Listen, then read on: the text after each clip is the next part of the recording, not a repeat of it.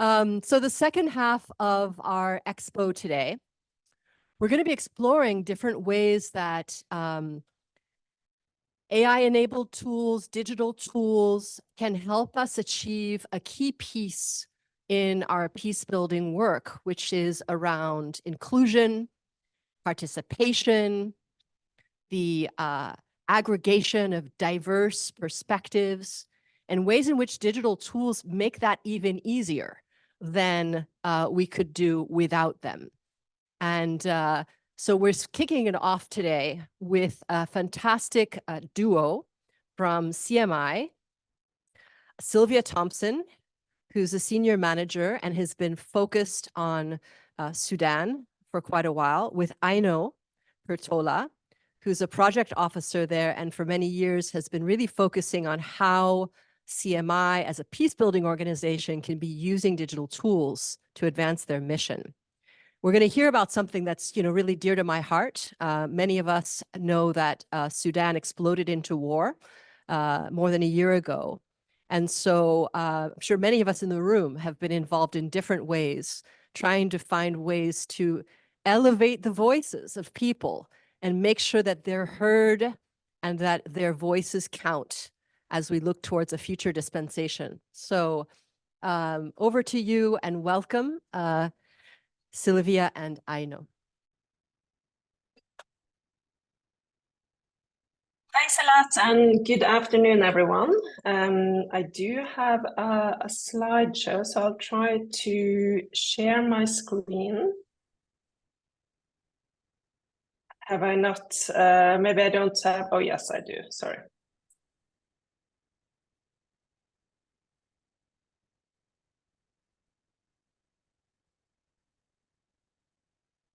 Let's see, should be seeing this now. Yep, I can see it. Okay, perfect. Okay, thanks a lot for the invitation to the Digital Peacebuilding Expo. I'm delighted to be here to share our experience from using Remesh, an AI-supported platform to convene digital dialogues in Sudan. And as Lena mentioned, this all came about after the war broke out on the 15th of April last year. And while it had been difficult to access different parts of Sudan before the war, it became even more difficult after the war broke out. And we had a huge influx of people that left the country.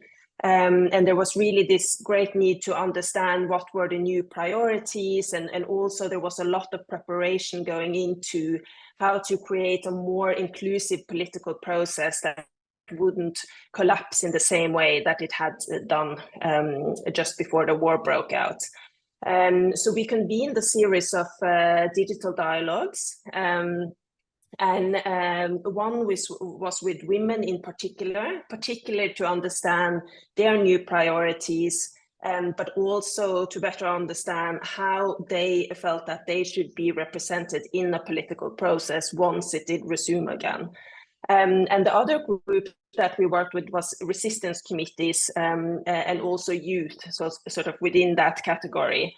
And here one of the key questions beyond sort of the priorities and the issue of representation was really how do you find a method for including the views from the streets when you have millions of actors that are quite diverse and also in a very flat structure.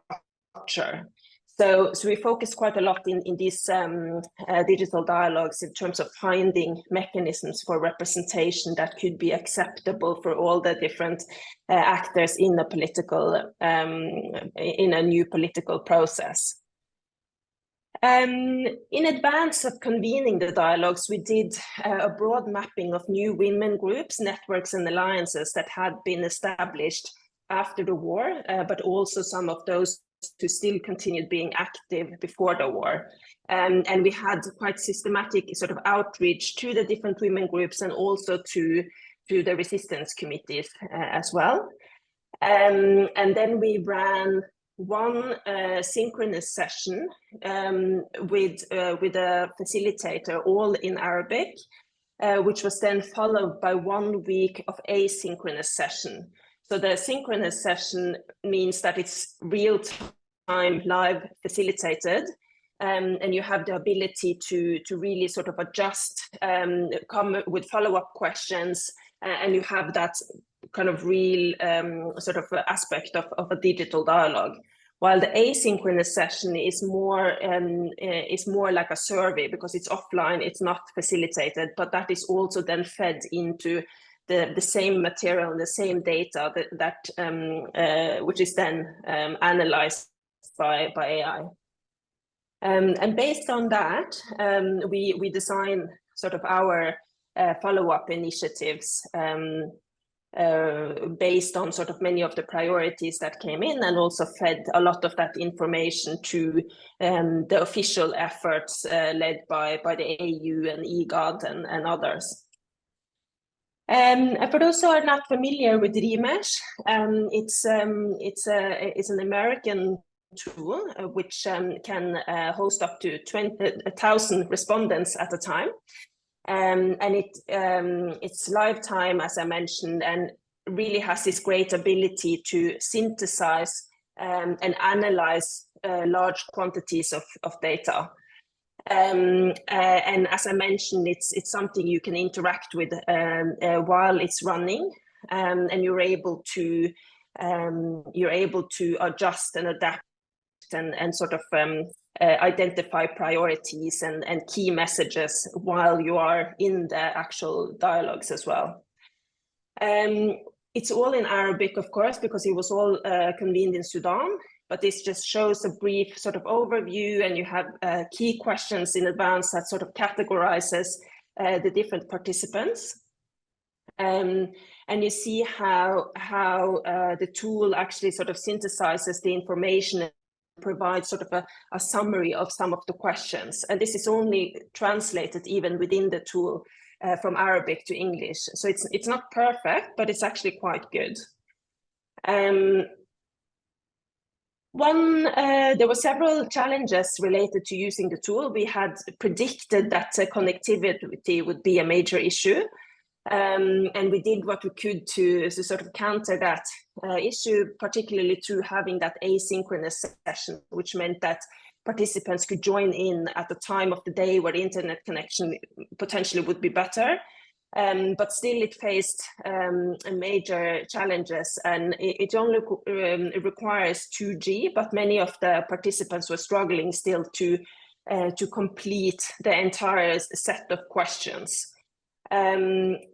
So based on that, one of the conclusions we made is that it is an incredibly useful tool when you have large quantities of data, but when you have these major issues with connectivity, it may be useful to complement it with other digital tools as well. And one of the things we did consider was to then have follow-up conversations by WhatsApp. Nonetheless, although we had issues with the connectivity, we were able to gather a lot of key findings, key recommendations.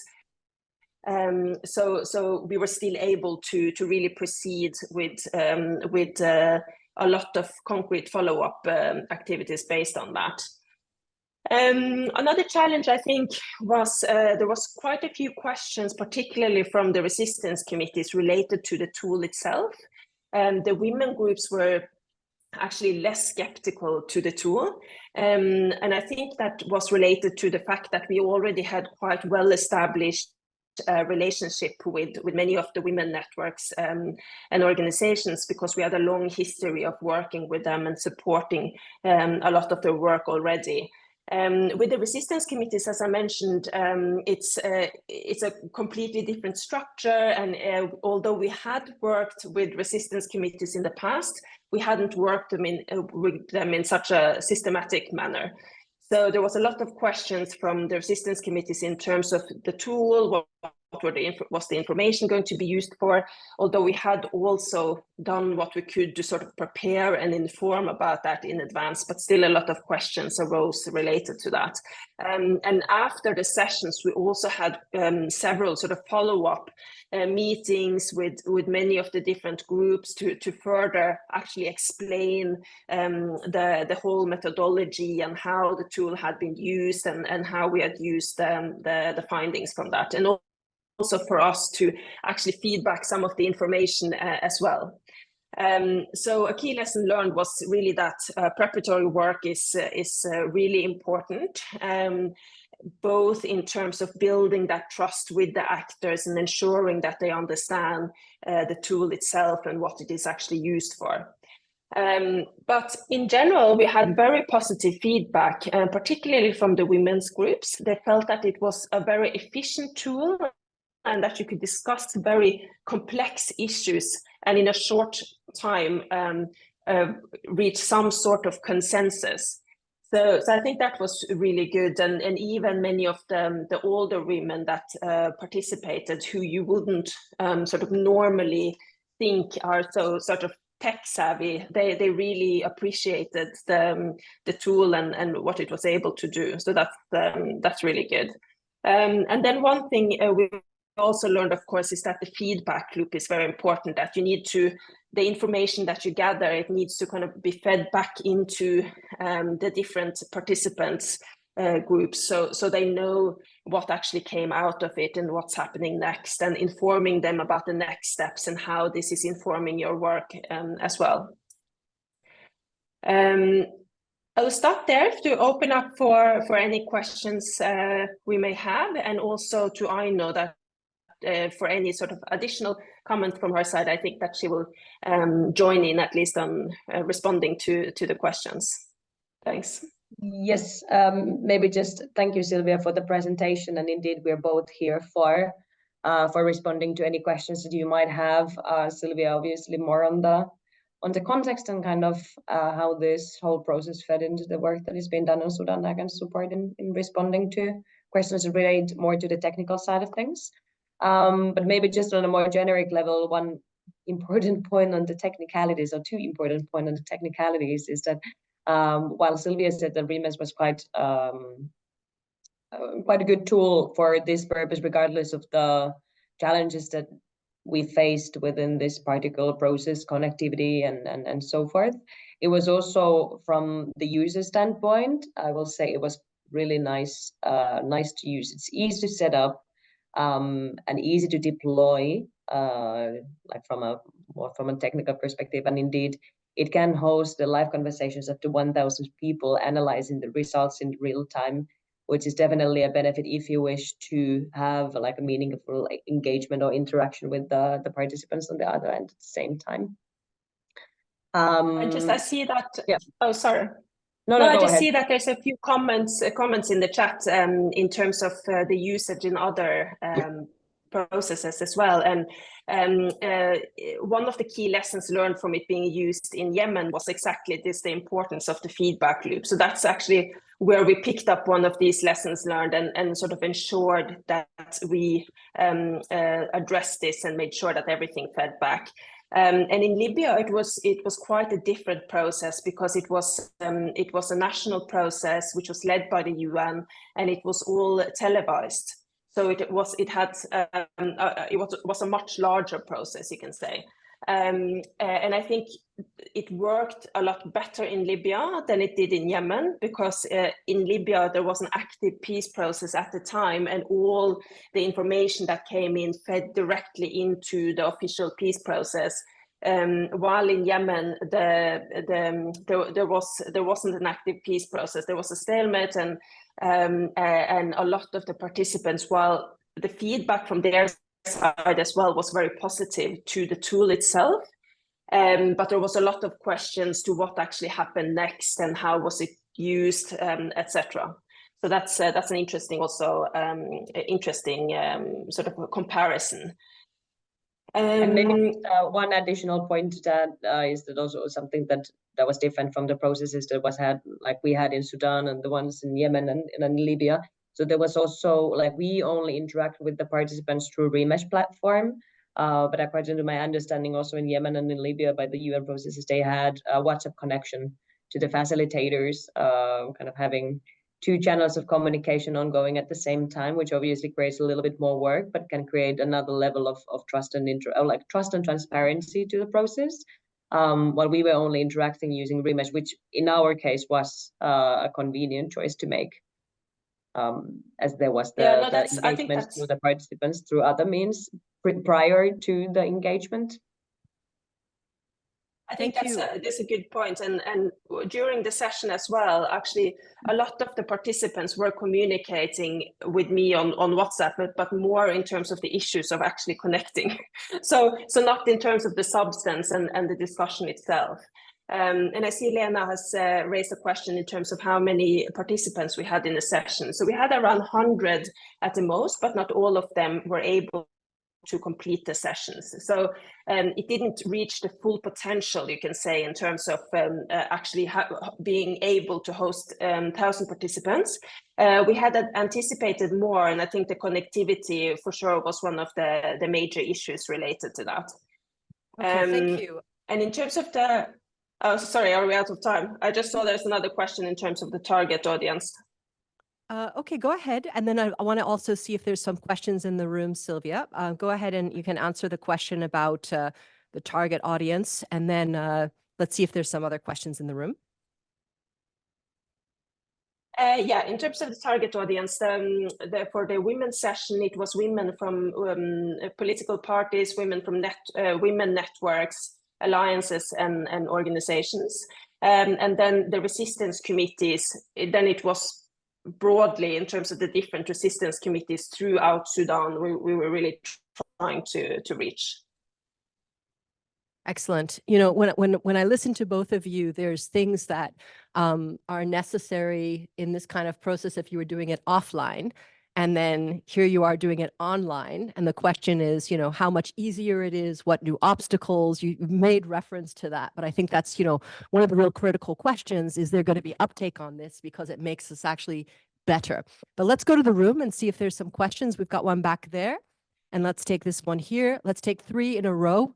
And then you guys can answer all at once.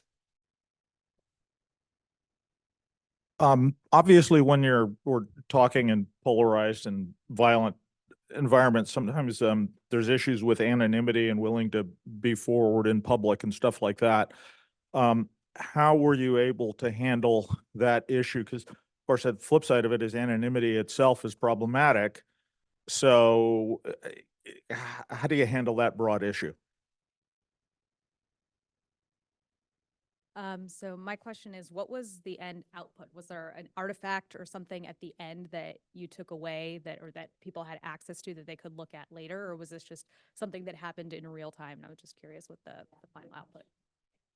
Thank you. Mine was similar to the first. So how much prep work did you have to do or felt you had to do to make sure, and how much also did you have to actively facilitate in case things were becoming more adversarial? And kind of related, when you talk about building trust, like, were you doing this on the ground, or is it like, could we actually do this fully remote and in places where we actually don't have those kind of networks of partners already established?